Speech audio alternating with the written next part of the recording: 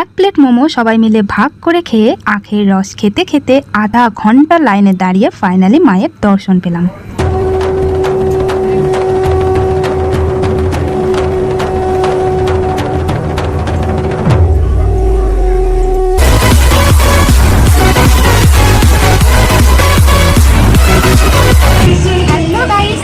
আবার একটা নতুন ভিডিও নিয়ে ভিডিওটা শুরু করার প্রথমে তোমাদের সবাইকে শারদীয়ার প্রীতি শুভেচ্ছা অনেক ভালোবাসা।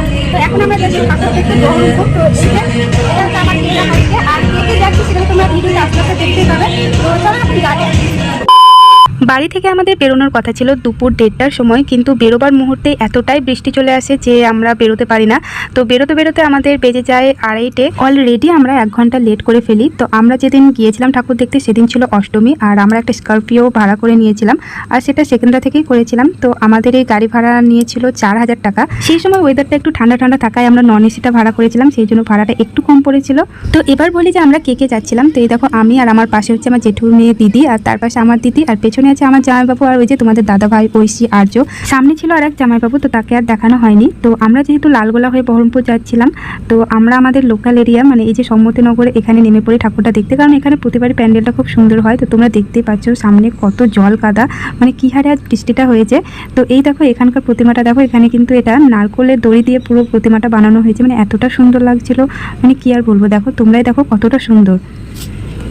তো সম্মতিনগরের ঠাকুর প্লাস প্যান্ডেল দুটোই কিন্তু খুব সুন্দর হয়েছিল। তো সেখান থেকে আমরা সোজা বেরিয়ে পড়ি। তো এরপরে আর আমরা কোথাও দাঁড়াবো না, চলে যাব সোজা আইসবাগ। তো এইদিকে দেখো কিছু দূর যাওয়ার পরে আর্যর কিন্তু ঘুম পায়, তো ও ঘুমিয়ে পড়ে গাড়িতেই। ততক্ষণে সূর্যের আলোর তেজটাও কমে এসেছিল, সন্ধে প্রায় লাগবো। গাড়ি থেকে বাইরের প্রকৃতিটা দেখতে দেখতে কিছু দূর যাওয়ার পর তোমাদের দাদা ভাইরা আমাদের 3 জনকে গাড়িতে রেখে ওরা চলে যায় চা খেতে, আর চায়ের দোকান থেকে আমাদের জন্য নিয়ে আসে কিছু স্ন্যাক্স। আর আমরা গাড়িতে বসে সেই স্ন্যাক্স খেতে খেতে কাটরা মসজিদ পার করে ফাইনালি পৌঁছে যায় আইসবাগ। তো আমি কিন্তু এই প্রথমবার আইসবাগে ঠাকুর দেখতে এলাম। তো এর আগে আমি অনেকের মুখে অনেক কথা শুনেছি, আর আসার প্রচণ্ড ইচ্ছে ছিল, কিন্তু কোনোদিন সম্ভব হয়ে ওঠেনি। তো এবার কিন্তু সম্পূর্ণ তোমাদের দাদা ভাইয়ের জন্যই আমার এই ইচ্ছেটা পূরণ হলো। তো আইসবাগের এবারে যে থিমটা সেটা কিন্তু সম্পূর্ণ বাংলাদেশের ঢাকেশ্বরী মন্দির আর আসামের নবগ্রহ মন্দিরকে কেন্দ্র করে তৈরি করা হয়েছে। তো চলো তোমাদের আমি ভেতরে গিয়ে এবার দেখাই। তো সিঁড়ি দিয়ে ভেতরে প্রবেশ করার পর প্রথমে আমরা দেখতে পাবো আসামের নবগ্রহ মন্দির। তো নবগ্রহ মন্দির পার করার পরে আমরা দেখতে পেয়ে যাব বাংলাদেশের ঢাকেশ্বরী মন্দির, আর সেখানেই আছে আমাদের এইবারের দেবী প্রতিমা। তো চলো এবার আর কোনো কথা না বলে তোমাদেরকে পুরোটাই আমি ভালোভাবে দেখাই।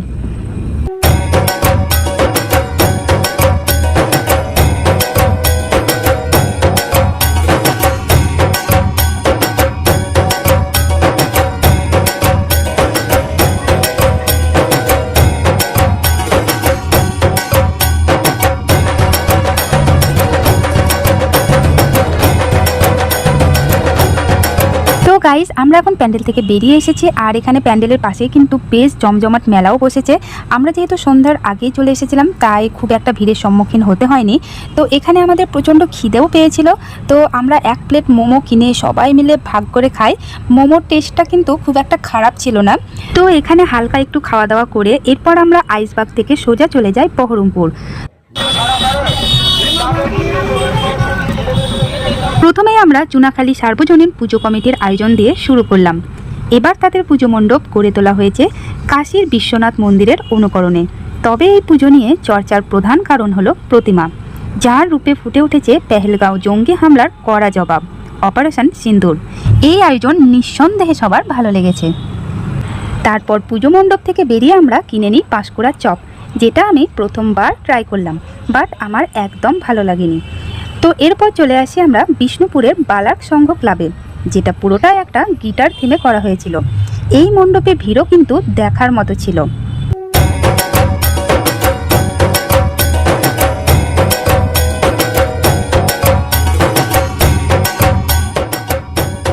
তো এরপরে আমরা দেখতে চলেছি বিষ্ণুপুর অনামী ক্লাবের পুজো মণ্ডপ। এই পুজো মণ্ডপটি বৃন্দাবনের চন্দ্রোদয় মন্দিরের অনুকরণে গড়ে তোলা হয়েছে, যার উচ্চতা 140 ফুট আর চওড়া 120 ফুট। এই মণ্ডপে দর্শনার্থীদের ভিড় দেখার মতো ছিল। তো আজ এই মণ্ডপের বিশেষ আকর্ষণ লাইট শো, যেটা আমি তোমাদের সামনে তুলে ধরলাম।